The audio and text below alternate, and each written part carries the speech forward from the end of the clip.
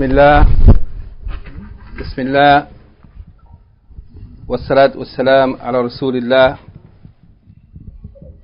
wa ala ali wa man wala wa ba'd. This evening, bi'idhnillahi ta'ala, this is our 13th session, and our topic this evening, inshallah, is an-nahy عن التشبه بالحيوانات في الصلاة. يعني the prohibition of resembling or imitation of animals while performing salat. And this topic is the 13th chapter from our book تعظيم الصلاة, تعظيم الصلاة, which the subject represents the requirement or the expectation or what is befitting of a Muslim in attaching great importance to the performance of salat. Yani acknowledging and recognizing the lofty status of salat in the life of a Muslim, or the exaltation and glorification of Allah subhanahu wa ta'ala through this act of salat. Yani Allah al-Azim, yani the supreme, the magnificent.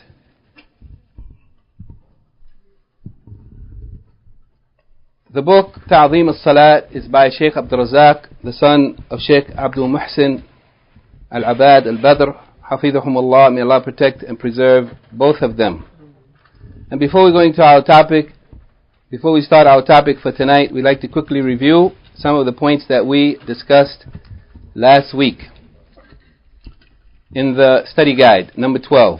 The first question, what is the most evil or foul type of sariqa, theft, according to the Messenger of Allah sallallahu alayhi wa sallam? Naam, Abdul Malik. Stealing from your salat. The most evil type of theft is stealing from the salat. Yani a person cheating in the performance of their salat.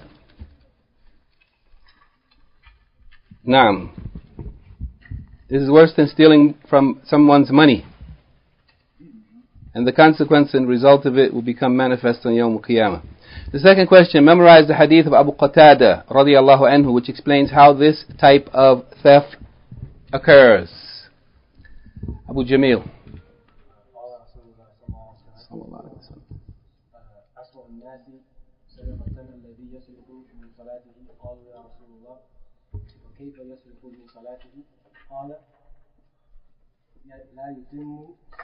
لا يتم ركوعها ولا سجودها وفي رواية لا خشوعها.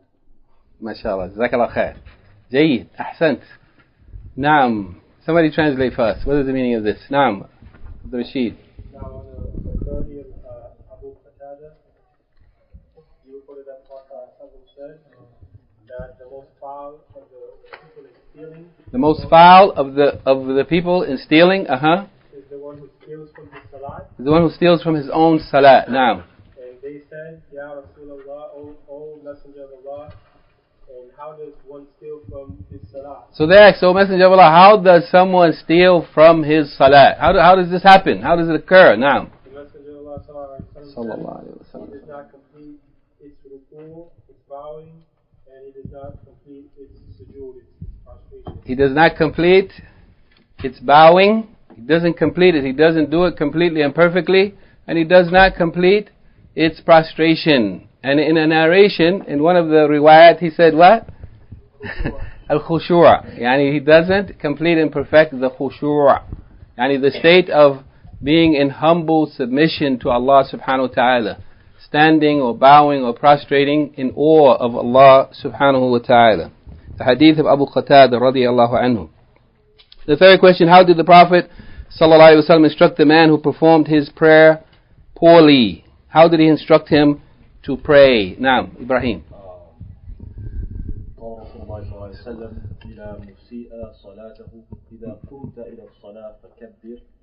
Naam, the Prophet sallallahu alaihi wasallam said to the one who performed his prayer poorly, if you stand up for salat, do what? Kabbir. Say Allahu Akbar. Declare the greatness of Allah subhanahu wa ta'ala. Then recite whatever is easy for you from the Quran. Then bow until you are in a position of bowing calmly, يعني in repose. نعم.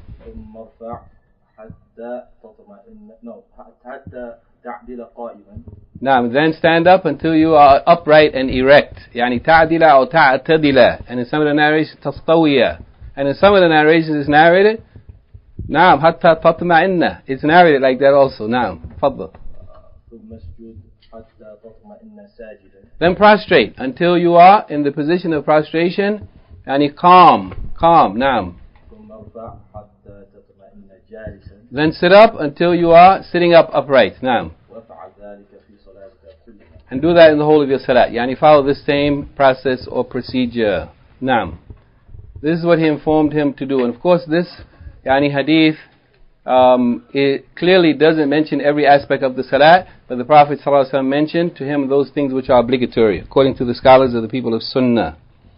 Number 5, what did he ﷺ say when he saw a man from the corner of his eye not straightening his back after ruku and sujood? He saw a man not straightening his back after ruku and sujood. Naam, Musa.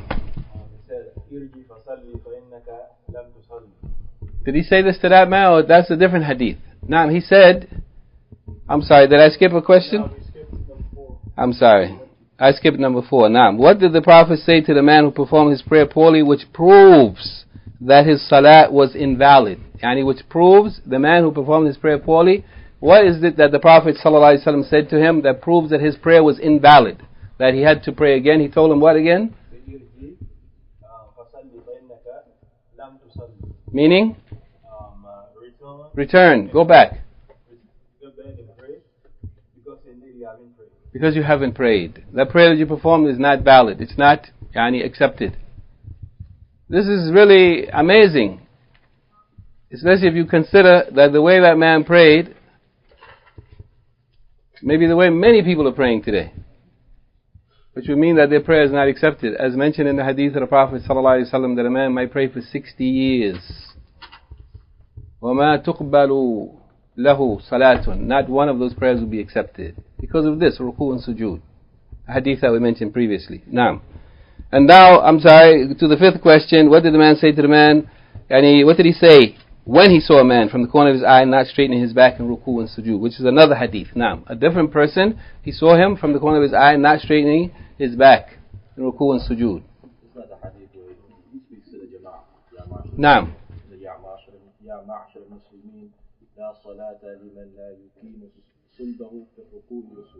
Naam, Ya Ma'ashar al-Muslimin. O assembly of Muslims, right? La Salata. There's no prayer for the one who does not straighten his back in ruku and in bowing and sujood. There's no prayer. Yani the prayer is invalid for the person who doesn't straighten his back in ruku and sujood. And the Shaykh, he explained that the meaning of this straightening of the back in ruku and sujood, does anybody pay attention to how he explained was the meaning of that? Naam. That's another hadith that came after it. This hadith, the Shaykh, he explained as meaning. The meaning of it is, and this is how the scholars of the Sunnah explain the hadith, that the meaning of it is that when a person goes to ruku', the ruku' is not finished until he stands up straight. That standing up from ruku' is part of the ruku'. And the prayer is not accepted from the person who doesn't, and he straighten his back in ruku' and sujood, means that when he stands up from ruku' he has to straighten his back. When a person sits up from sajda, you have to straighten your back. You have to straighten your back. This is part of the ruku' and the sujood. That you straighten up your back when you stand up from ruku', and that you straighten up your back when you sit up from sajda. And this is explained in another hadith clearly, which states that in much clearer language. Naam. And that is what hadith? We didn't mention that hadith in the questions, but that hadith, anybody remember the hadith where the Prophet ﷺ saw a man praying, and he wasn't completing his ruku', and he was pecking in his sajda. Naam, and the Prophet ﷺ said,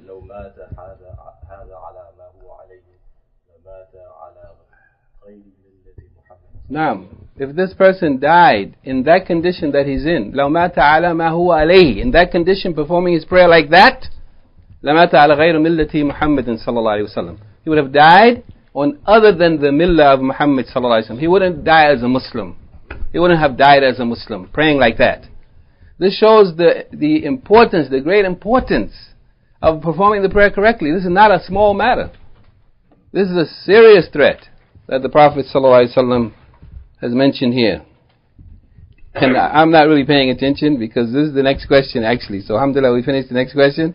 Mentioned the Prophet ﷺ's stern threat upon seeing a man not completing his ruku and pecking like a bird in sujood. And it is that hadith that the Prophet ﷺ said that if he died in that condition, he would not have died upon Islam.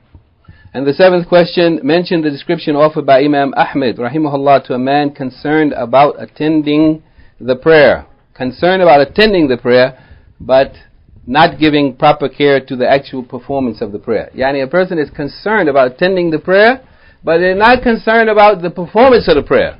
And this is very common today. Wallahi, I have been in some masjids where a lot of people, they are going to the prayer every day. They are concerned about being present for the prayer, but if you watch the way they pray, it's clear they don't care how they pray. They're not concerned about how they perform the prayer. They're just concerned about attending. Going to the masjid, they're going for prayer and they're praying any kind of way they want to pray. Any kind of way they want to pray. Going up and down, pecking like this, standing with their hands on their side, below their navels, any kind of way. Raising their hands like they're flapping their hands or something. And you see people doing everything. Even today I saw a person prostrating, not on the palms of his hands, on his fingertips. Prostrating on his fingertips. I never saw that before. That's the first time I saw that one. I've seen people prostrating with their forearm on the ground. The Prophet ﷺ warned against that, as we will see today. I never saw anybody praying with their fingertips.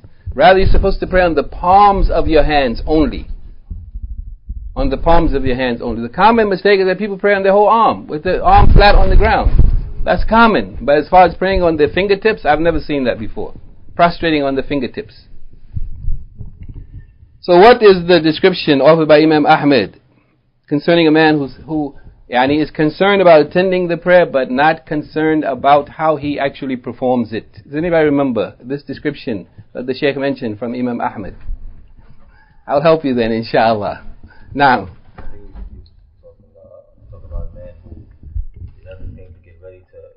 a man who did everything to get ready for the Salat. Now, meaning he's in his house, he hears the adhan, he gets up and gets ready, hasten into the Salat. He leaves his house to go to the masjid for no other reason except for the Salat. That's his intention. That's his objective. Now, before he gets to the Salat, he goes through a lot of other changes and troubles and difficulties. Now, Rashid. Might go on a dark, rainy night. Maybe walking through mud and puddles and his clothes getting wet. And in addition to that, maybe what? Anybody remember what else might be his condition, huh? Maybe in the summertime there's scorpions or snakes or other animals that are harmful. Naam. And in addition to that, perhaps he's also what? Sick and weak. And in spite of all of that, he bears all of these difficulties and hardships to get to the masjid with the single purpose of performing Salat. This shows real concern. A person has concern. They are eager to perform the Salat. And then he gets to the masjid, what? He joins the imam. He joins the imam in the Salat, and shaitan comes in, خَضَعَهُ الشَّيْطَانِ, and misleads him, dupes him, deceives him. So what does he do?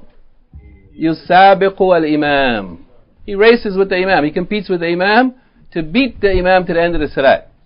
So he races the imam to go ahead of him in ruku, and sujood, and coming up from bowing, and coming up from prostration. He races with the imam in the Salat. He goes ahead of the imam in the Salat. And this is one of the things that invalidates a person's Salat. So he leaves the masjid. Al-Imam Ahmad said what? فَخَرَجَ مِنَ الْمَسْجِدِ وَلَا صَلَاةَ لَهُ. He goes out of the masjid, he has no Salat. He has no Salat. And after all of that eagerness and concern and effort that he made to get to the prayer, once he got to the prayer, he was easily deceived and duped by shaitan. And we see this all the time. Wallahu musta'an. May Allah save us from that. That a person makes the effort to go to the masjid to pray with sincere intention to pray to Allah, and then when they enter the prayer, they don't even pay attention to what they're doing. And when it's over, khalas, they don't know what they did or what they didn't do. People are praying like this all the time. It's real. It's real. So every one of us, I have to look at myself, and you have to look at yourself, and ask yourself, what are you doing in the prayer? Are you conscious of what you're doing in the prayer? Some of us are obviously not conscious. Like I mentioned previously, I saw a brother standing praying, and another brother came in after him and prayed 2 rak'ah while he was still standing in the first rak'ah, and then prayed 2 more before he finished the first rak'ah at the time of Fajr. And there's only 2 rak'ah between the adhan and the Iqamah of Fajr. He was praying 4 rak'ah, and he prayed them so fast, he made 4 rak'ah, even though he came after the first brother. He finished before 4 rak'ah before he finished even the second rak'ah. He was still in the first rak'ah. A person cannot be conscious of what they're doing praying like this. You cannot be conscious of what you're doing. When you go into ruku', not only do you have to put yourself in the proper position, and you have to remain there for a moment, to make sure that you are not hastening from one position to another, so that you have tuma'anina in the ruku'. But you also have to say some dhikr, some words of praise of Allah, and you have to reflect upon that, upon what you are saying. You have to reflect upon that. And where are you racing to? Where are you racing to? Why are we in a hurry? Okay, last 2 questions. Mention the ruling of Al-Imam Abu Yusuf, rahimahullah, concerning observing tuma'anina, calm and repose in the Salat. What is the hukum or the ruling of Imam Abu Yusuf, the student of Al-Imam Abu Hanifa, rahimahumullah? Naam, Salih.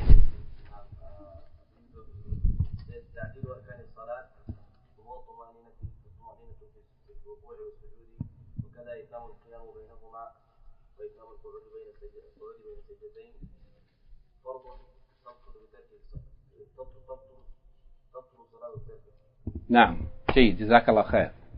And he gave the statement of Imam Abu Yusuf and also the explanation of it within it, because the Shaykh Abdur-Razzaq, he explained the statement of Imam Abu Yusuf. He explained it within the statement of Imam Abu Yusuf. So he gave us the statement and he also gave us the explanation. That Imam Abu Yusuf said that ta'adil arkan as-salat, performing perfectly and well with tuma'anina, the ruku' and sujood and the rising up from ruku' and the sitting up between 2 prostrations. This is called, this is how he expressed it as ta'adil arkan as-salat. This tuma'anina in these positions and rising from these positions is fardun. It is obligatory. And it is what? Tabtu bitarki. And the salat is invalidated by the person who abandons this tuma'anina in the salat, and ruku' and sujood, and the rising up from ruku' and the sitting up from sujood. If the person doesn't perform these things properly, it's obligatory. So failing to do so, the person who leaves this off, their salat became invalid. So again, this is a serious matter. May Allah save us from it. Allah is the only one who's able to do so. It's upon us to strive and struggle and to make some effort to pay attention to our salat. And the last question mentioned the 3 possible meanings mentioned by Al-Imam Ibn Kathir rahimahullah for the ayah in the Quran in Surah Al-Ma'un, 107th Surah, 4th and 5th ayat. Woe to the performers of prayer who are neglectful or unmindful of their prayers. فَوَيْلٌ لِلْمُصَلِّينَ الَّذِينَ هُمْ عَنْ صَلَاتِهِمْ سَاهُونَ. The second ayat from these 2 ayats, الَّذِينَ هُمْ عَنْ صَلَاتِهِمْ سَاهُونَ. Al-Imam Ibn Kathir, we have 3 brothers with their hands raised here. He gave 3 explanations. Give me, who knows the first one? Give me the first one. Naam. Ahmed. He delays it past his time. He delays it. He doesn't perform it in the beginning of his time. He delays it until the end of his time. Da'iman. Or ghaliban. All the time or most of the time. He delays the prayer from the beginning of time to the end of the time. This is from amongst the people who Allah subhanahu wa ta'ala said, woe to those people who are praying, but they are an salatihim sahun. They are unmindful or neglectful of their salat. They are praying, but they are not giving it its proper care and attention. The first of them is who? The one who delays it from his time. And we talked about this some chapters back when we talked about the importance of performing the salat in its time. In its time. And the second meaning that Al-Imam Ibn Kathir gave. Naam.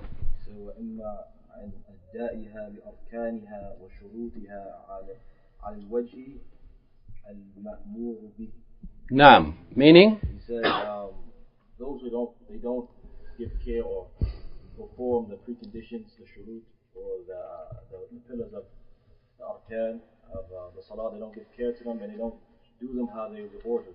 Naam. That means that the second type of neglect or unmindfulness in the prayer, it's really neglect of what? The arkan, the essential pillars of the salat, or the wajibat of salat, or the essential parts of the shurut of the salat, that they do not what? Perform them in the manner that we have been commanded with. In the manner that we have been commanded with. They don't perform them properly. They do them however they want to do them. And this is what we talked about last week in the last class. This is the chapter that we talked about this. Performing the prayer in the manner that Allah has commanded us with. And the third meaning, this meaning we haven't talked about. Inshallah, in the next 2 weeks, inshallah, we're going to talk about it. The third meaning is, Adam. How are they unmindful of the prayer or neglectful of the prayer? In that they are not observing al-khushu'. They are not observing al-khushu' in the salat. They are not in a state of mind and heart and soul and body of feeling in submission and humility and awe in front of Allah subhanahu wa ta'ala. They don't have this condition of khushu'. Their mind is somewhere else. Their heart is somewhere else. Their body is present only. And they do not what? Have at-tadabbur fi ma'aniha.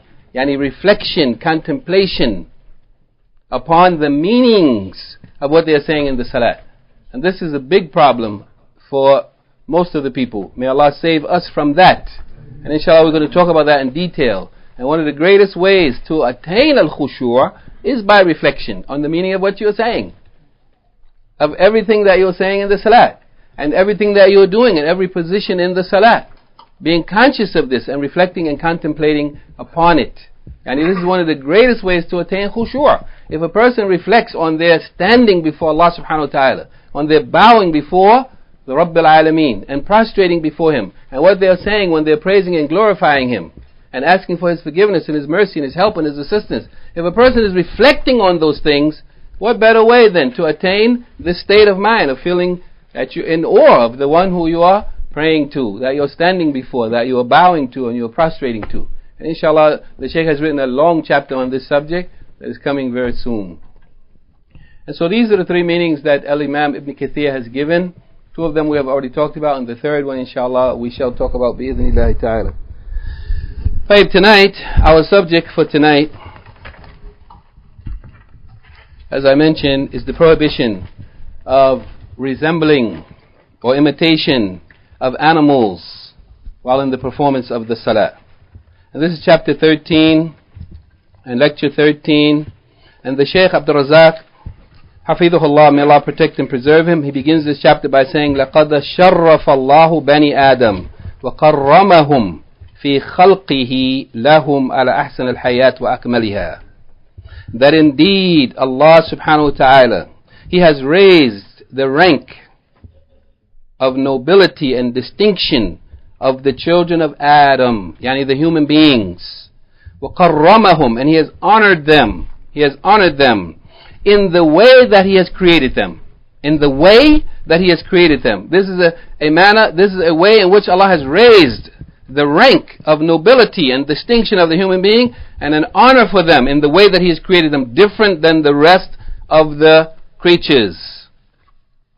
Yani in that He has created them على أحسن الحيات, yani with the most beautiful outward appearance, وأكملها, and most perfect and complete, yani form or shape or stature. كما قال تعالى, as Allah subhanahu wa ta'ala said in Surah Al-Isra, 17th Surah, 70th ayat, the saying of Allah subhanahu wa ta'ala, وَلَقَدْ قَرَّمْنَا بَنِي آدَمَ وَحَمَّلْنَاهُمْ فِي الْبَرِّ وَالْبَحْرِ وَرَزَقْنَاهُمْ مِنَ الطَّيِّبَاتِ وَفَضَّلْنَاهُمْ عَلَى كَثِيرٍ مِمَّنْ خَلَقْنَا تَفْضِيلًا.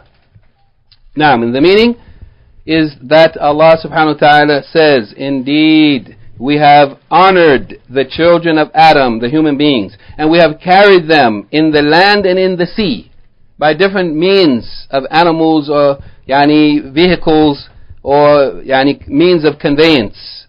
Yani Allah is the one subhanahu wa ta'ala who has facilitated the human being being able to travel through the land and the sea. وَرَزَقْنَاهُمْ مِنَ الطَّيِّبَاتِ, and we have provided them from the طيبات, the good things of food and clothing and drink and everything that the human being is in need of. The best of it Allah subhanahu wa ta'ala has provided for the human being. وَفَضَّلْنَاهُمْ عَلَى كَثِيرٍ مِمَّنْ خَلَقْنَا تَفْضِيلًا. And we have given them a great, clear, distinct, marked preference over many of those that we have created. Allah subhanahu wa ta'ala says, we have honored them and we have carried them through the land and the sea, and we have provided for them from the tayyibat, from the good, lawful, wholesome things of every type of whatever the human being is in need of, and we have given them a clear, distinct, marked preference over many of those that we have created. And this is in Surah Al-Isra, 17th Surah, 70th ayat, and the saying of Allah subhanahu wa ta'ala, وَلَقَدْ خَلَقْنَا الْإِنسَانَ فِي أَحْسَنِ تَقْوِيمٍ. And indeed we have created the human being in the best stature, yani in the best form. The creation of the human being is the best possible creation. And this is Surah Al-Teen, yani I think it's 95, 4th ayat. 95, I think it's Surah 95, Surah Al-Teen, Naam, 4th ayat. And here the Shaykh quotes from Al-Hafiz ibn Kathir rahimahullah in his tafsir concerning the meaning of these two ayats, that Allah subhanahu wa ta'ala honoring the human being and creating the human being in the best manner is in that the human being يمشي قائما منتصبا على رجليه ويأكل بيديه, that the human being is walking, standing up, erect, upright upon his 2 feet, his 2 legs, and he is eating with his 2 hands. He doesn't have to bend down to get some food off the ground or off some place to eat from. Rather, he can put his hand out there and bring the food to his mouth. Wallahi, this is an honor. Imagine if you had, when you went to eat something from a bowl or a plate or from any place that you found it, you have to bend down to the ground to get it, to put your mouth on the ground to eat. This is the way the animals eat. The human being has been honored and raised up above them and given distinction above the rest of the creatures by Allah subhanahu wa ta'ala. This is how the human being is. But other than him, وَغَيْرُهُ مِنَ الْحَيَوَانَاتِ يَمْشِي عَلَى أَرْبَعٍ وَيَأْكُلْ بِفَمِهِ. But other than the human being, from the rest of the hayawanat, yani the human being is hayawan also. وَغَيْرُهُ مِنَ الْحَيَوَانَاتِ. And other than the human being, from the other animals, they walk on 4 and they eat with their mouth. And this is one honor and one example of the greatness of the creation of the human being and the distinction of the human being over the other animals. Ibn Kathir rahimahullah says after that, وَجَعَلَ لَهُ سَمْعًا وَبَصَرًا وَفُعَادًا يَفْقَهُ بِذَلِكَ كُلِّهِ وَيَنْتَفِعُ به ويفرق بين الأشياء ويعرف منافعها وخواصها ومضارها في الأمور الدنيوية والدينية. And likewise, Allah subhanahu wa ta'ala has made for the human being sam'an, hearing, wa basaran, sight, wa fu'adan, and a heart. يَفْقَهُ بِذَلِكَ كُلِّهِ. And from all of these means, the human being can yafhamu, بِذَلِكَ, with this, yani with this hearing and seeing and this heart, he's able to understand through these means things, وَيَنْتَفِعُ بِهِ. And also from these means, he's able to get a lot of benefit from being able to hear and to see and to think and understand and comprehend. And what? And to yufarriku, to distinguish bain al-ashya, distinguish between different things that's in the environment. He can distinguish between something that's hot and cold. He can distinguish between something that's harmful or beneficial. He can distinguish between things. Every creature is not able to do that. وَيَعْرِفُ مَنَافِعَهَا. And he is able to recognize that which is beneficial from those things. وَخَوَاسَهَا. And the special features of each thing. He knows what each thing is for. He learns this from Allah subhanahu wa ta'ala. Has given him the ability to do this. This is a blessing and favor from Allah. وَمَدَارَّهَا. And the harms of those things. فِي الْأُمُورِ الدُّنْيَوِيَّةِ وَالدِّينِيَّةِ. Yani both in his worldly affairs and in his religious affairs. And he's able to distinguish and recognize and know what is beneficial and harmful and the peculiar, particular, special characteristics of things in his worldly life, which is how the human beings today, they use their intellect for this, right? Their hearing and their sight and their abilities. to benefit in their worldly life. But Ibn Kathir said that these things are to be used not only to benefit in their umur ad-dunyawiyya, but also in your umur ad-diniyya. And they don't use their intellect or their knowledge or their ability to benefit themselves in their religious life. They abandon the worship of Allah subhanahu wa ta'ala. They worship other than Allah subhanahu wa ta'ala. They worship nothing. And they get no benefit from the gift that Allah subhanahu wa ta'ala has given them of hearing and sight and the heart. The heart, which is the center of the matter, the commander of the whole affair. Yani the brain, as some of the modern scientists, and some of them were kuffar, and some of them were Muslims, and it's documented, they discovered recently, in the last few years, that the brain takes orders from the heart. That's a scientific, medical fact.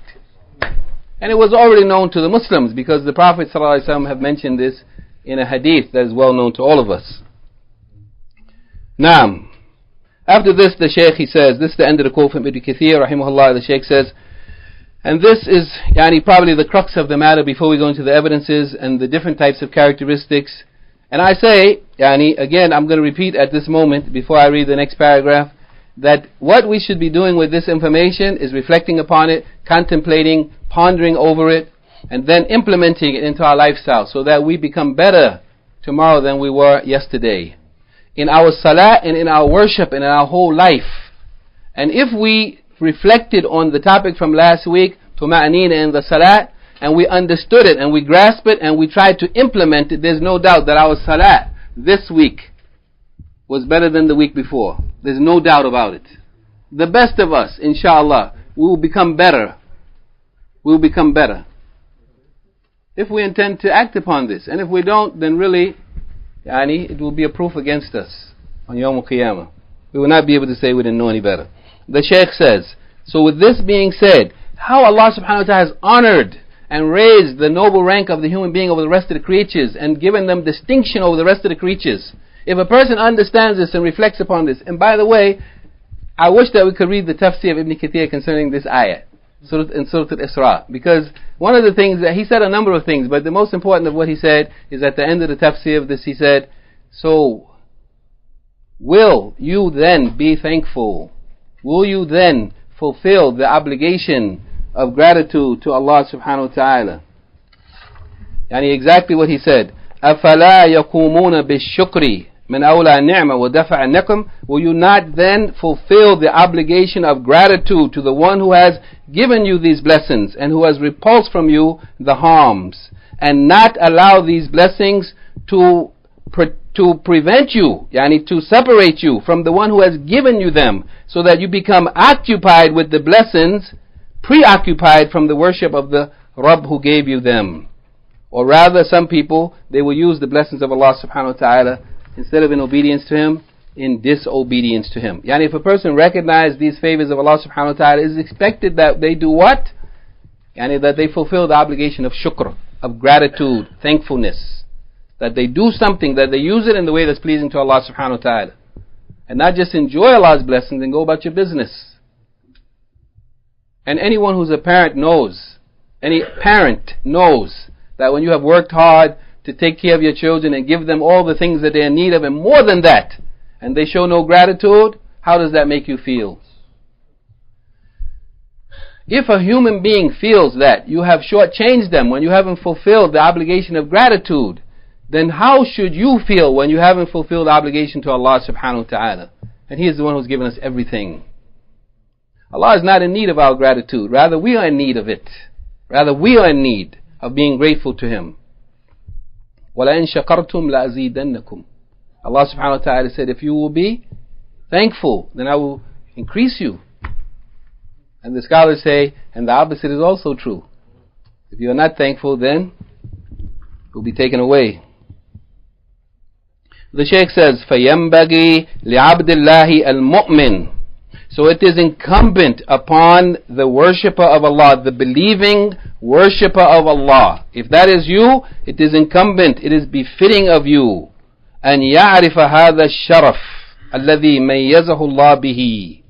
It is incumbent upon you to recognize and to accept this honor and this distinction which Allah has distinguished you with from the rest of the creatures. And for you to consider, to deem yourself above, being in resemblance to these animals, which Allah has elevated you above them.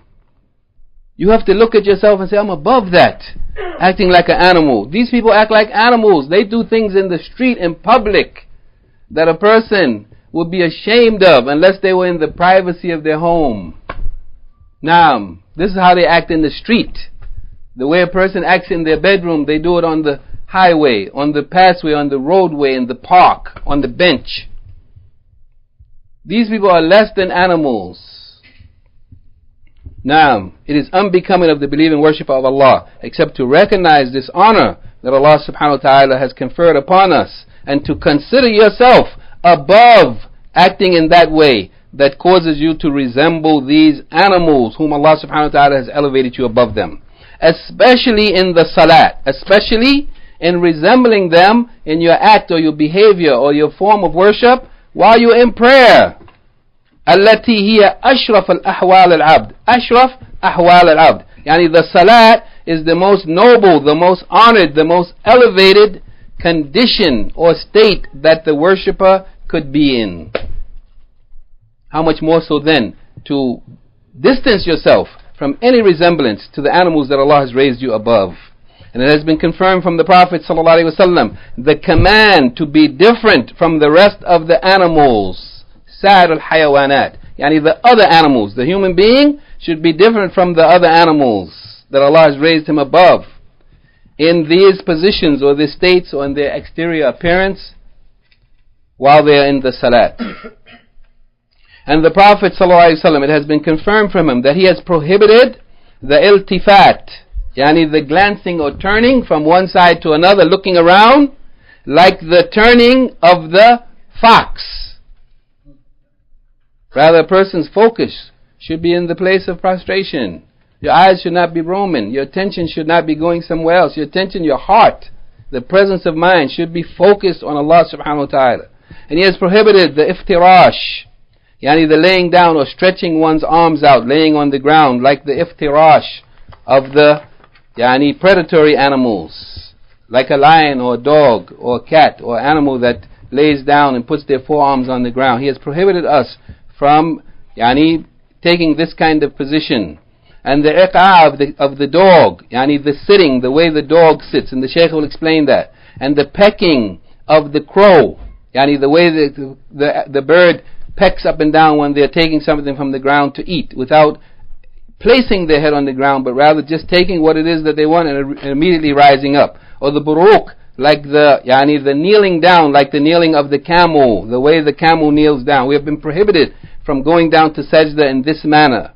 And the raising of the hands, like the tails of wild horses, in the condition of salam, when a person is making taslim, ending the prayer, raising the hands, like the tails of wild horses. We have been prohibited from this. All of these things in authentic hadith, for indeed the outward appearance of the person who is performing prayer should be different from the appearance of animals. وَالصَّلَاةُ مُنَاجَاتٌ لِلَّهِ. The Salat is a form of intimate communication with Allah subhanahu wa ta'ala. When you're in Salat, you're in a position, in a condition of intimate, personal, private intercourse with Allah subhanahu wa ta'ala.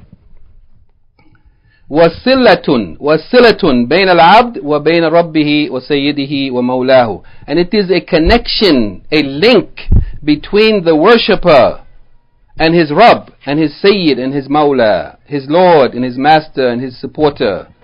فَيَنْبَغِي أَن تَكُونَ عَلَى أَحْسَنِ حَيَاتِ الْعَبْدِ وَأَفْضَلِ صِفَاتِهِ. So it is expected, it is befitting, it is incumbent upon you to be in the best condition possible, and to be described with the best qualities or characteristics possible when you're in this condition of worshipping your Rabb, when you're in personal, private communion with your Rabb. And this Salat is the connection, it is the link that puts you in contact with your Rabb. So it is expected, it is befitting, it is incumbent upon you to be in the best condition possible. Here the Shaykh mentions some of the characteristics of animals that the Prophet ﷺ specifically mentioned and prohibited us from performing prayer, whether it is while we are standing or whether it is bowing or in prostrating or going up and down, whatever it is in the taslim. He has given us some characteristics of animals that a person should not perform any act of prayer like those animals are described with.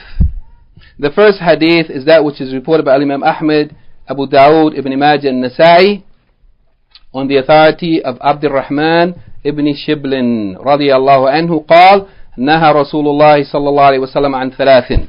Yani Abdur-Rahman ibn Shiblin radiyallahu anhu, he said, the Messenger of Allah has prohibited us from three things: from the pecking of the crow, going up and down in prostration, from the stretching out of one's arms and forearms on the ground like the predatory animals, and from وأن يوطن الرجل المكان الذي يصلي فيه كما يوطن البعير. And some of the narrations said وأن يوطن كما يوطن البعير.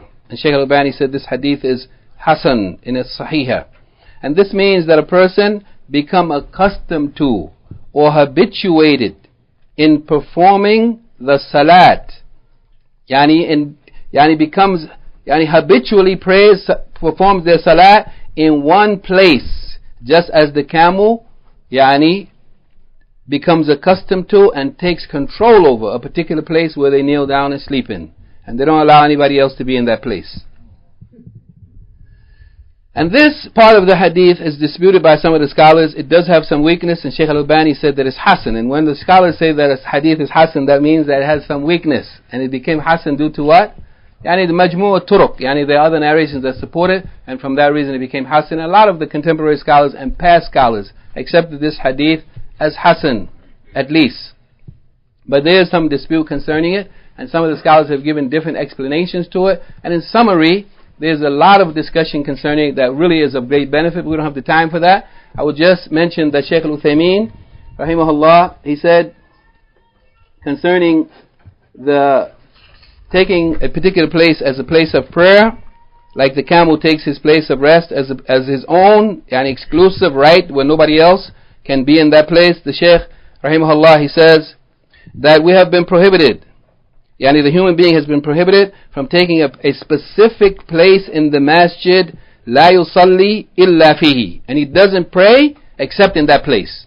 And he has a private place that belongs to him in the masjid. He doesn't pray in any other place except in that place.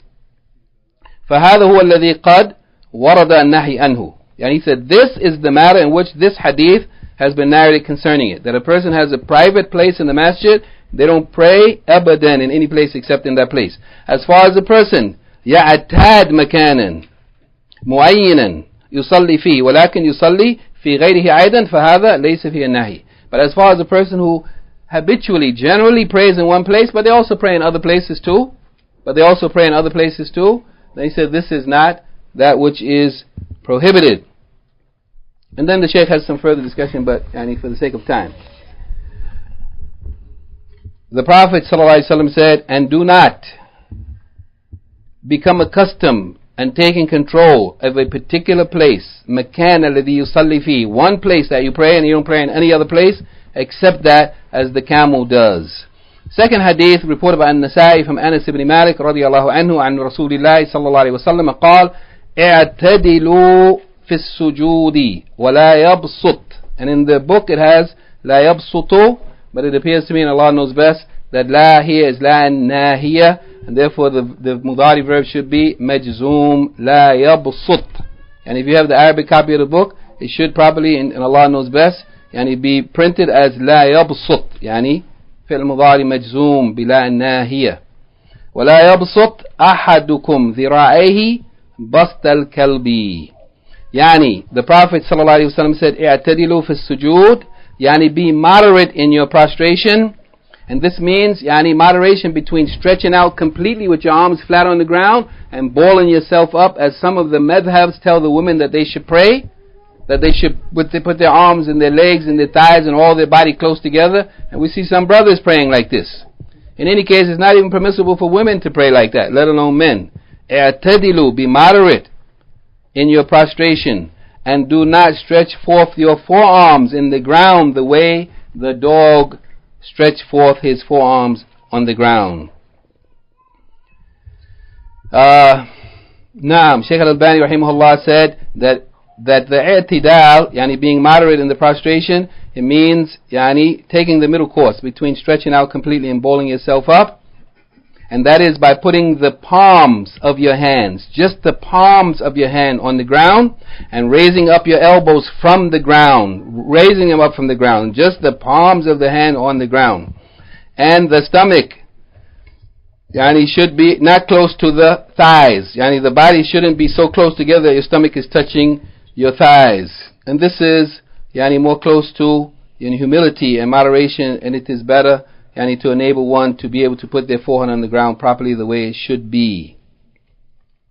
The third hadith, and these are descriptions of animals: pecking like the crow, stretching out your hands like the predatory animals, taking a special place that belongs to you only and nobody else can pray there, and you do not pray in any other place, like a camel, stretching forth your hands like the stretching forth of a dog. And in the third hadith, it's narrated from Abu Dawood rahimahullah, from Abu Hurairah radiyallahu anhu, قال رسول الله صلى الله عليه وسلم يعمد أحدكم في صلاته. Yani, the meaning of it is like a question. أيعمد أحدكم في صلاته? Yani, it's istifham inkari. The Prophet sallallahu alaihi wasallam said, does one of you yani perform his salat? Yani يعمد أحدكم في صلاته فيبرك كما يبرك الجمل. So he goes down into the kneeling position like the camel goes down into the kneeling position. Yani, does a person do that? Does one of you in your salat do that? Go down the way the camel goes down? And this discussion of how the camel goes down is a long discussion, and we're not going to talk about it at all tonight, except to say that some of the scholars say that the camel goes down his knees first. Therefore, you should not go down like that. You should go down with your hands first. Shaykh Al-Albani is from amongst the contemporary scholars who holds that position.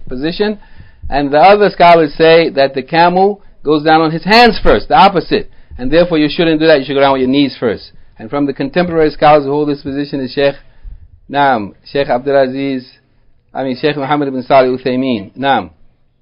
Isn't also somebody concerning the camel when they go down, they hit the ground? Naam, there's a lot of hadith like this, but I'm saying we don't want to discuss the hadith, because both sides, they have hadith to support their position. But both sides also refute the other side's evidence. Both hadith from both sides have weakness. So those people say that hadith is weak, and these people say that hadith is weak. And everybody has their own interpretation of the matter. Shaykh Abdul-Muhsin al-Abbaad, he said, I have read all of the discussions, or many of the discussions concerning this, both sides, the evidences, special books that people wrote, a whole book just on this topic. And in the end of it, it goes back to the hadith that they use has a weakness in it, and he mentioned who is weakness in it. And the hadith that they use has some weakness in it, and he mentioned what is the weakness in it. And both of them are arguing with each other. And he said, if you, whoever comes to the conclusion that this hadith is authentic, if you believe that, then act upon it. And the people who believe that this hadith is authentic, then act upon it. And if you're not sure about it, then that's your condition. But the important thing is, Shaykh Al-Abbaad, Shaykh Abdul-Muhsin Al-Abbaad, Hafidhahullah, may Allah protect and preserve him, he gave us a third option, and that is to understand this hadith in another way, and that is the camel. When the camel goes down first bending their knees and then throwing their whole weight of their body. How much does the camel weigh? On the ground upon their knees. He said there's so much weight on the camel when he goes down his knees like that, forcibly, that a noise coming from his knees. He said this is definitely unbecoming of the believer in Salat to go down to the ground like that. Naam. And then the Shaykh, he mentions the hadith reported by Imam Ahmed from Abu Hurairah also, radiyallahu anhu. He said, Amarani Rasulullah sallallahu alaihi wasallam bi thalathin wa nahani an thalathin. The Messenger of Allah sallallahu alaihi wasallam has commanded me with three things, and he has prohibited me from three things. He has commanded me with performing 2 rak'ah of Salatul Duha in the morning, and after sunrise, a little after sunrise up until a little before Dhuhr. And this is an issue that requires some discussion. We don't have time to discuss the fiqh of it, but in any case, Abu Hurairah said the Prophet ﷺ has ordered him to perform 2 rak'ah of Salatul Duha. So a person in the morning, if it's after sunrise, and before noon time, there's a prayer that you should pray, at least 2 rak'ah, and the Prophet ﷺ used to pray it as 2 rak'ah up to 8 rak'ah. كل يوم, every day. And he has ordered me with witr قبل النوم, to perform the witr prayer, the odd number of rak'ah, 3 rak'ah or 5 rak'ah or 7 rak'ah or even 1 rak'ah, before going to sleep. And the time for the witr prayer, preferable time for the witr prayer, is that it's the last prayer that you perform in the night. If you pray tahajjud, after the tahajjud. But it's permissible to pray at any time from Isha up until Fajr. And he ordered Abu Hurairah, who wasn't accustomed to waking up in the night, he ordered him to make sure you pray it. If you're not going to wake up, pray it before you go to sleep. So if you know you don't wake up in the night, pray the witr prayer before you go to sleep. And with fasting 3 days from every month. Fasting at least 3 days from every month. Especially if a person doesn't fast on Mondays and Thursdays, find 3 days in the month, preferably in the middle of the month, the white days, and fast in those days or on other days. And he has prohibited me from 3 things. That is the pecking, like the pecking of the rooster, and the sitting, like the sitting of the dog. And the sitting of the dog, the Shaykh explains, and the iltifat, looking back and forth, like the looking back and forth, glancing back and forth of the fox.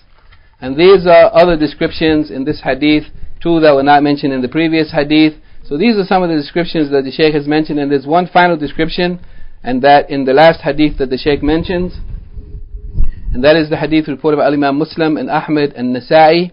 And Shaykh Muhammad ibn Salih Uthaymeen, he mentioned this hadith in his book Jami' Ahkam Fiqh al-Sunnah, and he mentioned this hadith is also reported by Abu Dawood, but with a different wording. The Shaykh mentioned it here in the book. It's mentioned with this wording from Jabir ibn Samurah radiyallahu anhu, قال كنا نصلي خلف النبي صلى الله عليه وسلم فنسلم بأيدينا.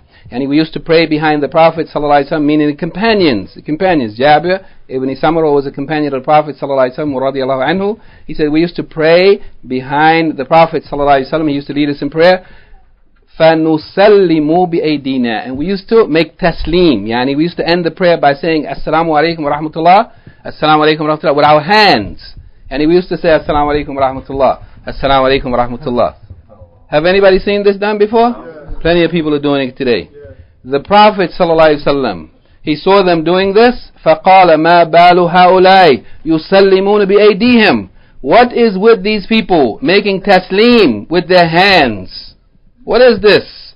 كَأَنَّهَا ذَنَابُ خَيْلٍ شُمْسٍ. As though their hands, with their hands, as though they are like the tails of wild horses. Meaning this extra movement in the Salat, that's not part of the Salat. There's no need for this. أَمَا يَكْفِي أَحَدُكُمْ أَيَضَعَ يَدَهُ عَلَى فَخِذِهِ ثُمَّ يَقُولُ السلام عليكم, السلام عليكم. Is it not sufficient for one of them that he place his hand on his thigh, and then he says, without any movement, he says, just by words, Assalamu alaikum, Assalamu alaikum. In the narration of this hadith that Shaykh al-Uthaymeen mentions in his book that I mentioned, Jami' al-Ahkam Fiqh al-Sunnah, he says, before mentioning the hadith, he says, the praying person should give salams to the person who is on his right side and on his left side. And he should give salams to the person who is beside him, إِذَا كَانَ فِي الْجَمَاعَةِ, if he is praying in congregation. But if he is praying alone, فَيُسَلِّمْ عَلَى الْمَلَائِكَةِ, then he prays, he gives salams to the angels. وَلَا حَاجَةَ لِلْإِشَارَةِ, and there's no need for this pointing. There's no need for this pointing. Indeed, the companions radiallahu anhum, they were doing that. And the Prophet sallallahu alaihi wasallam said to them, مَا لِي أَرَاكُمْ رَافِعِي أَيْدِيكُمْ. What is it that I see you all raising your hands? كَأَنَّهَا أَذْنَابُ خَيْلًا شُمْسٍ. You're raising your hands like they are the tails of wild horses. All of this extra unnecessary movement. إِنَّمَا كَانَ يَكْفِي أَحَدُكُمْ أَيَقُولُ مَنْ عَلَى يَمِينِهِ وَعَلَى يَسَارِهِ السَّلَامُ عَلَيْكُمْ وَرَحْمَةُ اللَّهِ Assalamu alaikum wa rahmatullah. That it was sufficient for any one of you that he says to the one who is on his right side, by words alone, Assalamu alaikum wa rahmatullah, and to the one who is on his left side, Assalamu alaikum wa rahmatullah. And this hadith, this narration is also from Jabir ibn Samurah, and there's one more narration that clarifies this issue, and I want to mention it. Shaykh Mashhur Hassan Salman, Hafidhullah, one of the foremost students of Shaykh al-Albani, he said in his book Al-Qawl al-Mubin, that he gave the narration like this. he said, كنا يعني from Jabir ibn Samra كنا إذا صلينا مع رسول الله صلى الله عليه وسلم قلنا السلام عليكم ورحمة الله السلام عليكم ورحمة الله, that when we used to pray with the Messenger of Allah صلى الله عليه وسلم, we would say السلام عليكم ورحمة الله السلام عليكم ورحمة الله. وأشار يعني Jabir ibn Samra, when he said this السلام عليكم ورحمة الله, أشار بيده, he pointed with his hand, how they used to do. He said أشار بيده إلى الجانبين, yani he pointed with his hand to the two sides. When he said Assalamu alaikum wa rahmatullah, he pointed with his right hand to the right side, and when he said Assalamu alaikum wa rahmatullah, he pointed with his left hand to the left side, yani demonstrating exactly what they were doing in that time. فقال رسول الله صلى الله عليه وسلم ما لي أراكم ترفعون أيديكم كأنها أذناب خيل شمس, yani what is it that yani I see you all raising your hands as though they are the tails of wild horses. And yani he said, yani this is the end of the narration, he said, so they left this raising of the hands and they sufficed with the taslim, yani just saying by words, Assalamu alaikum wa rahmatullah, Assalamu alaikum wa rahmatullah.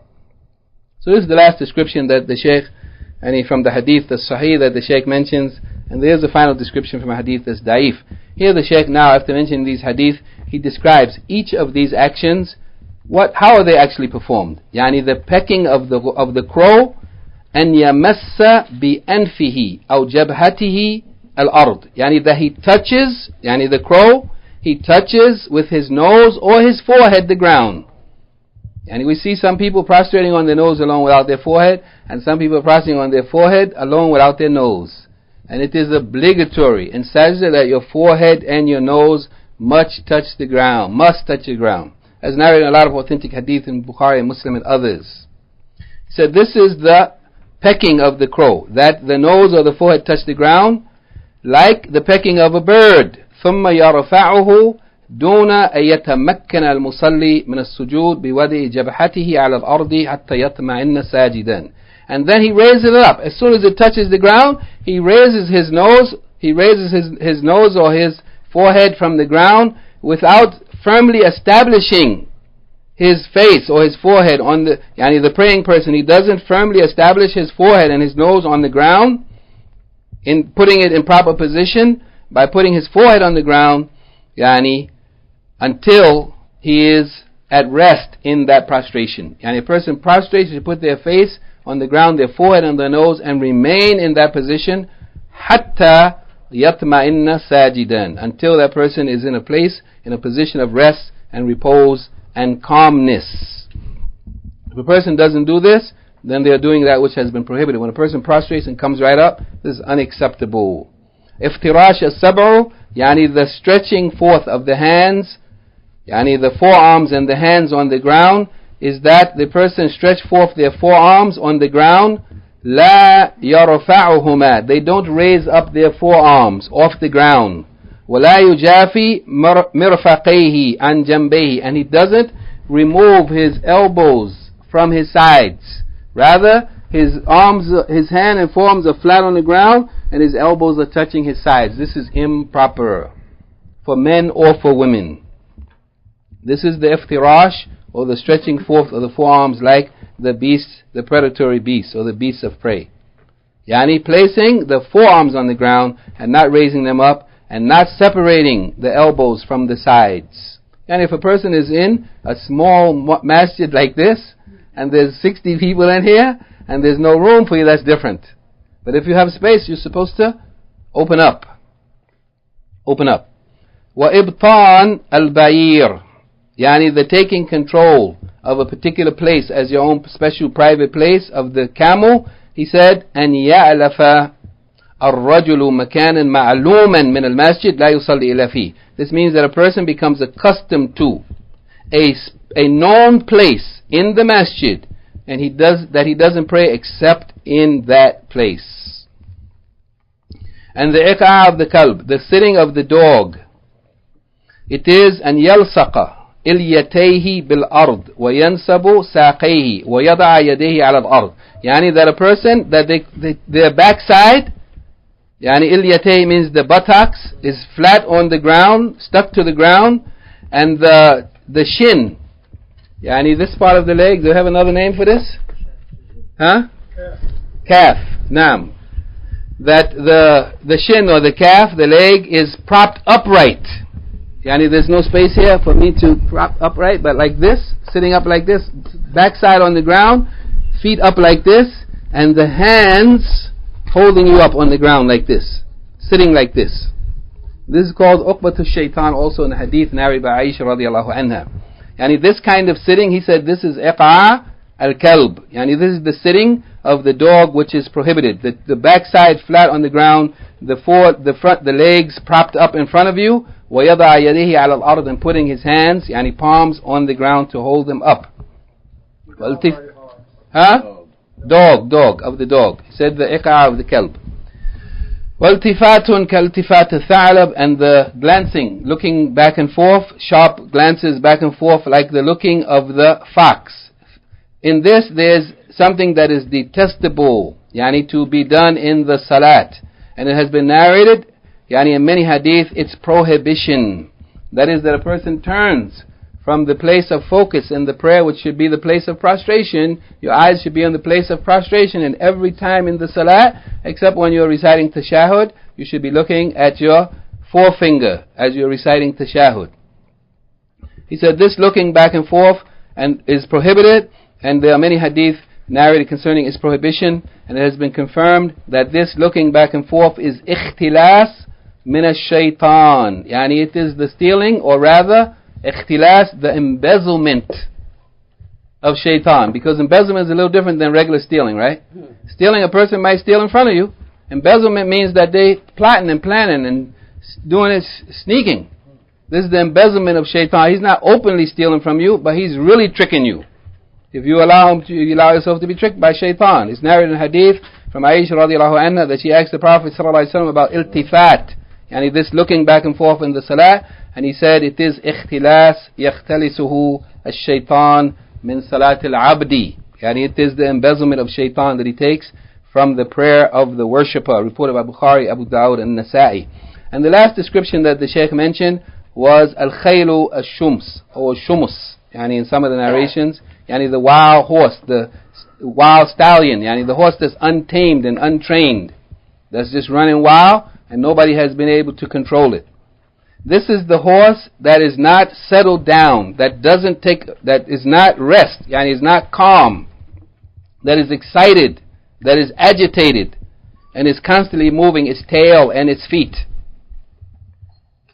And this is a description, yani, that the person in prayer should, yani, avoid, because the person should be calm in prayer. When you move from one position to another, you should move calmly. And when you get into that position, you should remain in it calmly. And what is intended here, the Shaykh says, is Adam as-Sukun waqt as-Salam. Specifically, the absence of calmness at the time of making Salam. When the Salat is closing, when the person is about to finish the Salat, they should be very calm, and they should only turn their head and face to the right and say Assalamu alaikum wa Assalamu alaikum wa rahmatullah, or like this, Assalamu alaikum wa rahmatullahi wa barakatuh. There should be no other movement at the time of Salam.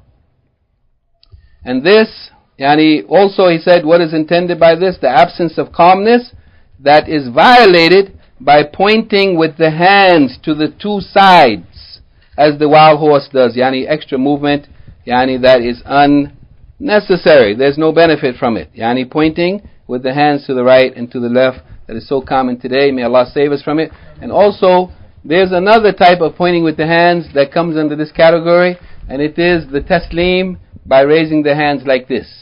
How is that? Raising the hands up like this. Anybody ever seen this? Go to a Shiite masjid. You'll see all of them doing it. That's how they make taslim. This is clearly prohibited under the same category from this hadith of the Prophet ﷺ, the prohibition of moving the hands for taslim. All of these descriptions have been have been collected by Imam As-San'ani rahimahullah in his saying in a line of poetry. I'm not going to read the poetry. I'm not good at reading poetry, but the general meaning of what he said, yani if we stand up for the Salat, then we are prohibited from doing 6 things. The buruk of the ba'iyah, yani going down, kneeling to the kneeling position like the camel does, iltifat katha'lab, yani turning, glancing around like the fox, pecking like the crow in sujood, in the obligatory prayer, the sitting of the dog, or stretching forth the forearms like a dog, the tail of the horse at the time of doing the tahiyyah, yani, meaning yani the taslim, the ending of the salat. And we also, yani al-Imam al-San'ani rahimahullah said, we also add يعني تدبيح الحمار بمده لعنوق وتصويب لرأس بركعة. يعني the tadbir of the himar means him lowering his head by stretching his neck and then making his head go down. Yani when a person is, this is yani the head in rak'ah means in ruku. At the time of ruku, a person should not, when they are bowing in ruku, the back should be straight and the head and neck should be straight, and you should not think that it is yani superior or righteous to lower your head further. It's more humble if I lower my head more, rather it is prohibited to do so. What is legislated in Islam is that your back and your neck and your head should be straight, and raising the head up or lowering it is prohibited. And here Al-Imam al-San'ani mentions this description as an extra description beyond the 6 that are commonly mentioned by the scholars from the authentic hadith. And here the Shaykh, the author, and Shaykh Abdur-Razzaq said that Imam San'ani is pointing to, with this extra action or extra description, the hadith of Abu Sa'id radiyallahu anhu. In it contains وَإِذَا رَكَعَ أَحَدُكُمْ فَلَا يُدَبِّحْ تَدْبِيحْ الْحِمَارِ وَلْيُقِمْ صُلْبَهُ, that a person should not lower the head like the lowering of the head of the donkey, but rather you should straighten your back. Yani straighten your back, make it straight, your neck, your head and your back straight. And here the Shaykh explains yani this hadith by saying tadbir al-himar, it is khafduhu li ra'sihi, yani lowering his head. فَلَا يُدَبِّحْ الْمُصَلِّي عِنْدَ الرُّكُوعِ, so the praying person should not lower his head at the time when he's in ruku, by lowering his head at the time yani at the time of bowing. This is the description of, this is the extra description. The Shaykh says, but this hadith is weak, and we are sufficed, yani we are without need of it, due to that which is confirmed in the authentic hadith in Sahih Muslim from the Prophet ﷺ, that he said, إِذَا رَكَعَ, or that it said that the Prophet ﷺ, إِذَا رَكَعَ لَمْ يُشْخِصْ رَأْسَهُ وَلَمْ يُصَوِّبْهُ, yani that the Prophet ﷺ, when he used to bow, yani in ruku', he did not raise his head up from this balanced, straight, perpendicular position. He did not raise his head up, nor did he lower it, yani below the straight, perpendicular position. He didn't raise his head up, nor did he lower it. So this hadith is sufficient for us, and it suffices us to make us free of need of the weak hadith that the Al-Imam San'ani was referring to in this description of the donkey. Yani the position in ruku, keeping your head straight, not lowering it as though this is more humble and this is better. Rather, what Allah has legislated and what is found in the Sunnah is the best, and anything other than that is rejected. The Shaykh closes, and we're definitely at the end of our time, that in any case, Islam has come to honor the Muslim and to raise up the status of the Muslim by distancing the Muslim from these yani appearances or these positions yani of animals. And this is a means of honoring the Muslim, especially when they're in the distinguished, noble position, yani meaning in Salat, when the person is standing in front of Allah Tabaraka wa Ta'ala, or bowing or prostrating in submission and humility. Especially in this position, in this honored, distinguished, noble position, we should avoid resembling the actions of those creatures that Allah subhanahu wa ta'ala has raised us above and honored us above them and distinguished us from them. So the Shaykh closes by saying, فَعَلَى الْمُسْلِمِ أن يربع بنفسه أن يتصف بصفات هذه الحيوانات ويبتعد بنفسه عن ذلك, that it is incumbent upon the Muslim to consider or to deem their self above such actions of being described with the characteristics of animals. It is incumbent upon the Muslim to distance their self from these characteristics. Wallahu wahdahu al-muwaffiq wal-mu'een la sharika lahu. And indeed, Allah subhanahu wa ta'ala alone is the one who grants success. And if a person wants to do well, it is with Allah subhanahu wa ta'ala alone that lies success. And He is the mu'een. If a person is in need of help, Allah is the one who can help. And there is no partner with Him. It is Allah alone to whom we should turn. Subhanakallahumma wa bihamdika. Ashhadu an la ilaha illa anta astaghfiruka wa atubu ilayk. Brothers, just if you have to leave, just quietly, because there are two questions. The sister sent, Assalamu alaikum, a matter of concern. And some masajid after congregational salat, the worshippers go around shaking hands and giving salams. Is that a bid'ah? Now, going around shaking hands or sitting in your place shaking hands is not from the sunnah. Yani when the salat is over, when a person makes taslim, what is legislated is that a person should make dhikr. And a person should make dua. Yani the Prophet ﷺ used to make dhikr. He say Subhanallah, Alhamdulillah, Allahu Akbar. He used to make dua. Allahumma anta salam wa minka salam. This is what the Prophet ﷺ used to do. As far as shaking hands, this is not legislated after the salat. Yani giving salams to people. But if a person made dhikr, yani the dhikr that's legislated after the salat, and they saw somebody that they didn't give salams to before the salat, no harm in giving salams. And the sisters have one other question, please, brothers, just like briefly. This is a question the sister sent last week and we forgot to respond to it. Ruling on raising the hands for dua after the Fard Salah. Is it allowed or is it sunnah? Please. The sisters asked last week, the ruling on raising the hands for dua after the Fard Salah. Is it allowed or is it sunnah? Raising the hands after the Fard Salah is not sunnah. It is not sunnah. The Prophet ﷺ prayed in Medina for 10 years, 5 times a day for 10 years. And we don't find any report from any companion, not even in a weak hadith, that the Prophet ﷺ, after completing the congregational prayer, raised his hands in dua. We don't find any hadith like that.